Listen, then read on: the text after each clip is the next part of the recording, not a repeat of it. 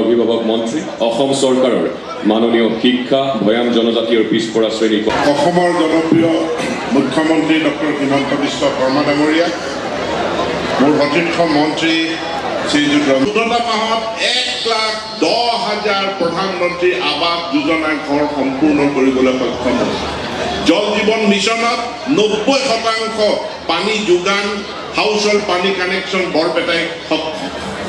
বৰপেটাই কৰিবলৈ সক্ষম হৈছে মই মাননীয় মুখ্যমন্ত্ৰী ডাঙৰীয়াক আন্তৰিক ধন্যবাদ জনাইছোঁ এই জ্ঞান যে অকল বৰপেটা জিলা বা সৰ্ব সমষ্টি বুলি নহয় যি সমগ্ৰ অসমতে যি উন্নয়নৰ যি গাঁথা সৃষ্টি কৰিলে তেখেতে দায়িত্ব লোৱাৰ পিছতে তেখেতে কৈছিলে যে অসমখনক আমি 1ৰ পৰা 5 নম্বৰ আমি কৰিব লাগিব আৰু সেইটো তেতিয়া মই ভাবিছিলোঁ যে অসমখনক 1ৰ পৰা 5 নম্বৰ কেনেকৈ কৰিব মোৰ নিজৰ মনতে প্ৰশ্ন এটা আছিল কিন্তু তেখেতে বিভিন্ন বিভাগৰ সংস্কাৰ আনি বিভিন্ন কাৰ্যসূচী পদ্ধতি সলনি কৰি পেলাই বিভিন্ন পুৰণি আইন বাতিল কৰি পেলাই এক বিশেষ জনজাগৰণ আনাৰ লগতে যি কৰ্ম সংস্কৃতিৰ যি ধাৰণাটো সৃষ্টি কৰিলে আৰু সেই কৰ্ম সংস্কৃতিকে সমগ্ৰ বিয়া সাপেক্ষে এইটো এটা কৰিলে ছিগনেচাৰ প্ৰজেক্ট এটা খন্তেক আগতে তেখেতে চাই আহিছে এতিয়া উদ্বোধন কৰিব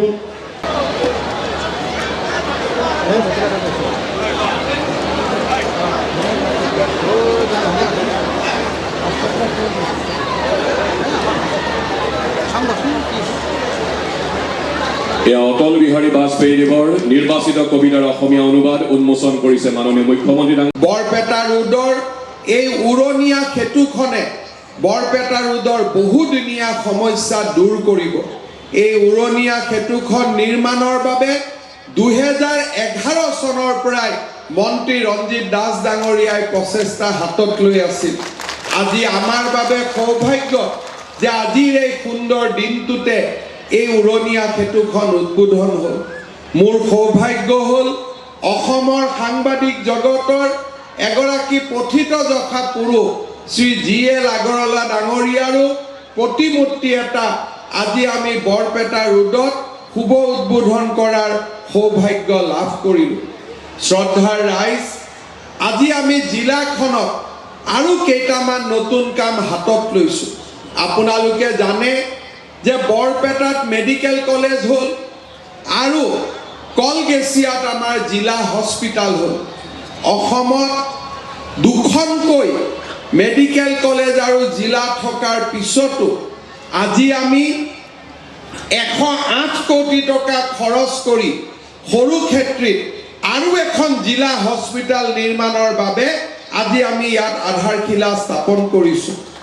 সৰভোগত এটা সুন্দৰ ষ্টেডিয়াম নিৰ্মাণৰ বাবেও আজি আমি ইয়াত আধাৰশিলা স্থাপন কৰিছোঁ বৰপেটা ৰোডত উৰণীয়া সেতু নিৰ্মাণ হোৱাৰ পিছত আজি আমি পুনৰবাৰ সৰভোগৰ বাবেও উৰণীয়া সেতু এটা নিৰ্মাণ কৰাৰ বাবে আধাৰশিলা স্থাপন কৰিছোঁ